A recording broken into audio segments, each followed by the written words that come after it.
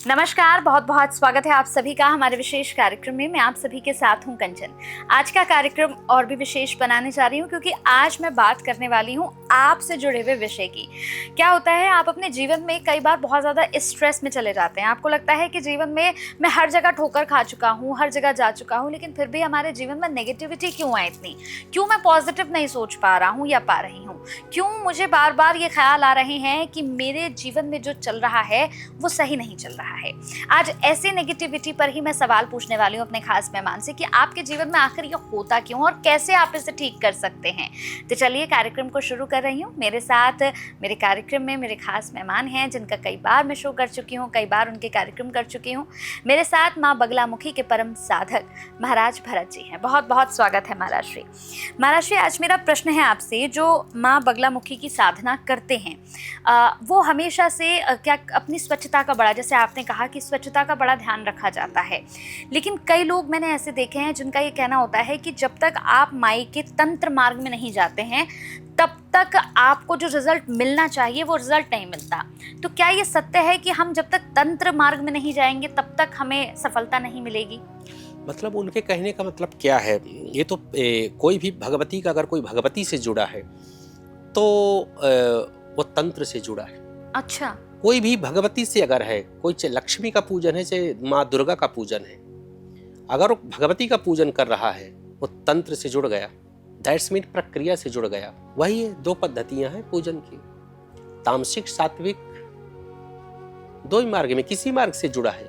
महाराज श्री, जैसे कहते हैं कि अगर आपके ऊपर किसी ने कुछ करा दिया है, किसी ने कहते हैं कि बंगाल का एक जादू होता है, अगर वो किसी ने करा दिया आपके ऊपर, या फिर आपके ऊपर किसी ने बहुत बुरा मारण प्रक्रिया आपके साथ कर दी है, तो क्या माँ बगलामुखी के तंत्रों से उसे काटा जा सकता है? बगलामुखी का तंत्र कर दिया जाए तो पानी नहीं मांगेगा।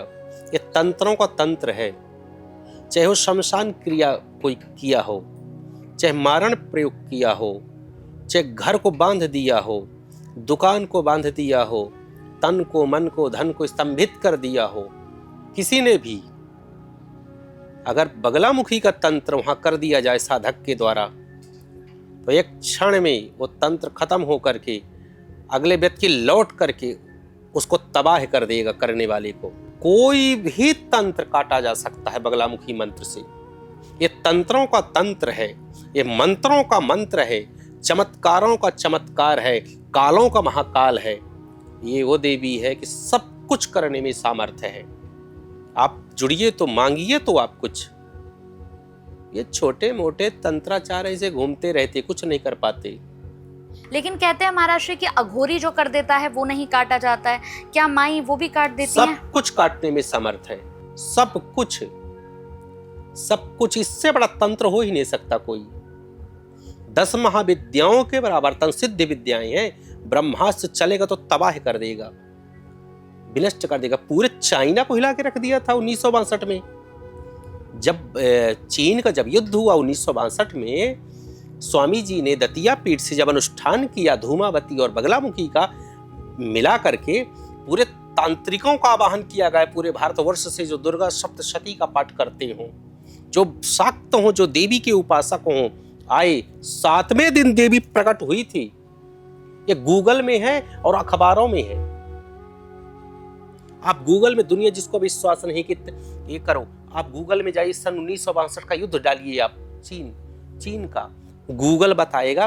पता है दतिया को राष्ट्र गुरु की उपाधि स्वामी जी को मिली है, राष्ट्र गुरु की, केंद्र सरकार ने दिया था। ये वो देवी है, सब देख चुके हैं। ये भगवती जो है तो कुछ भी आप मान के चलिए, जिसको आजमाना है तो आजमा लीजिए आप, जिसको आजमाना है। चीन का जब ये दुआ तो गूगल में जाइएगा, इस आचार की बात मत मानिए, गूगल में जाइए, गूगल में डालिएगा कि चीन का युद्ध सन 1962, जाइए, आपको सब कुछ दिख जाएगा आपको कि भगवती में कितनी शक्ति है।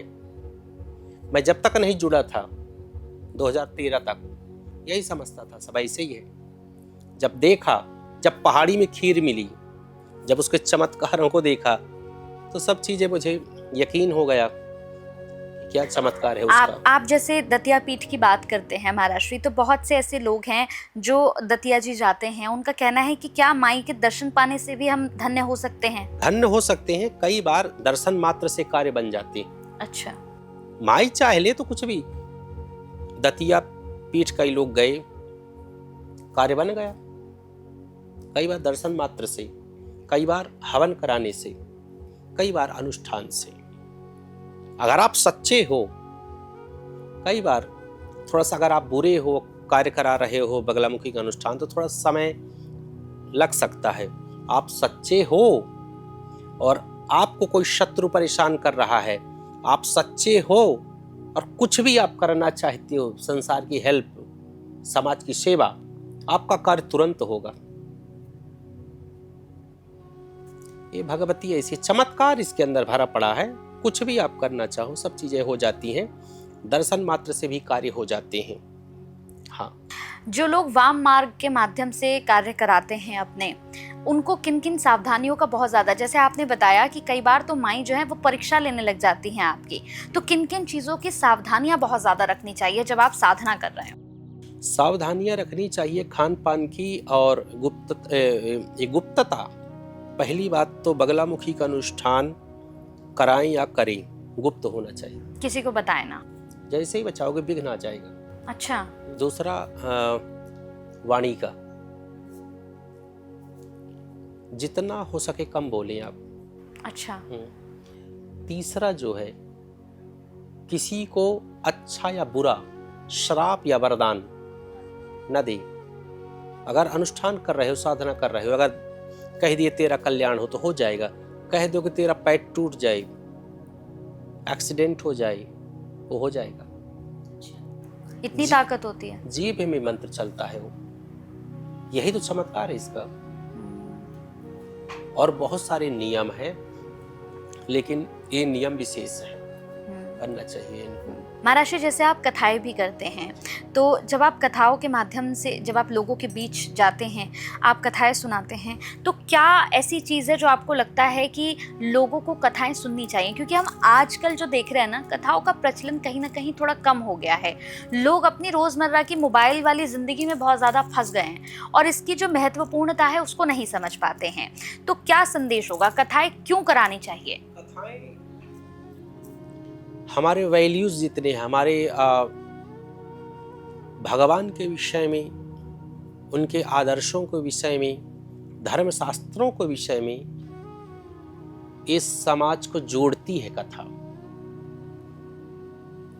भगवान जैसे कथा है कि भगवान आते हैं, उनका प्राकट्य होता है, चौथे दिन कृष्ण जन्म होता है। हमेशा मैं कहता हूँ भागवत के माध्यम से, और आप लोगों का प्यार सबका मिलता ही है पूरे भारतवर्ष में, और हमेशा 2008 से मैं कथा कर रहा हूँ, चाहे वो भागवत कथा हो, चाहे राम कथा हो। गीता पे बोलता हूँ मैं। अच्छा। हाँ, गीता पे विशेष कोशिश किया हूँ गुरु की कृपा से। तो मैं ये कहता हूँ कि राम का जन्म या कृष्ण का जन्म क्यों होता है? क्या रावण और कंस को मारने के लिए? नहीं, वो तो वहीं से मार सकते थे।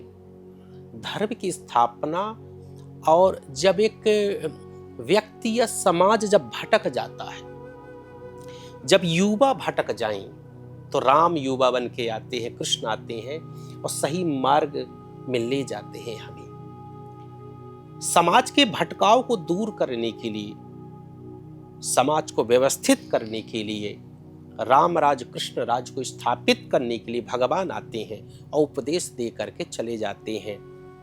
जब कोई डिप्रेशन में चला जाए, जब कोई निराशावादी हो जाए, जब कोई माता पिता की इज्जत सम्मान ना करे, जब लोग यज्ञ को भूल जाएं, जब लोग परंपराओं को भूल जाएं, जब लोग अपनों को भूल जाएं, तो भगवान आते हैं और आकर के हमें सिखाते हैं कि इनका पालन करिए, अपने धर्म शास्त्रों को पढ़िए, अपने देश से प्रेम करिए, अपने आप से प्रेम करिए, अपने माता पिता से प्रेम करिए, अपने पत्नी और अपने घर वालों से प्रेम करिए।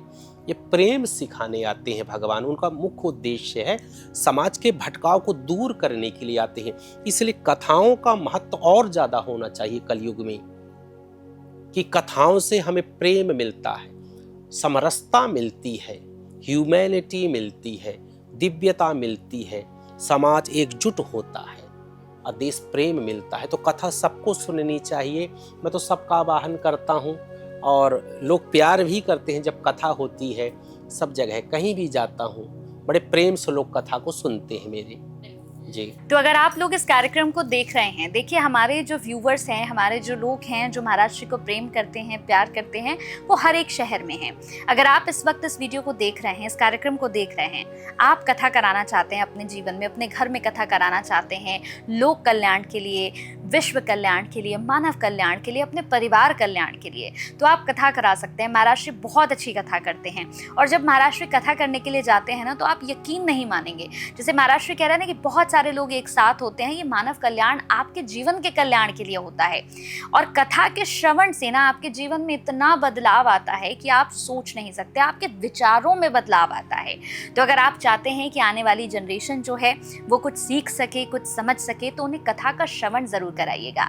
महाराज श्री से कांटेक्ट कर सकते हैं, डिस्क्रिप्शन में हमने सारी आपको इन्फॉर्मेशंस दी हैं। बाकी किसी भी तरह की कोई जानकारी चाहिए तो आप कॉल कर सकते हैं, नंबर्स हम लगातार आपको यहाँ पर दिखाते भी हैं, डिस्क्रिप्शन में भी सारे नंबर्स हैं। कॉल करके महाराज श्री से जुड़ी किसी भी तरह की जानकारी को पा सकते हैं, बशर्त है कि सम्मान पूर्वक आप कॉल करें और महाराज श्री से बात करें। बहुत बहुत धन्यवाद महाराज श्री आपका। जय माई की।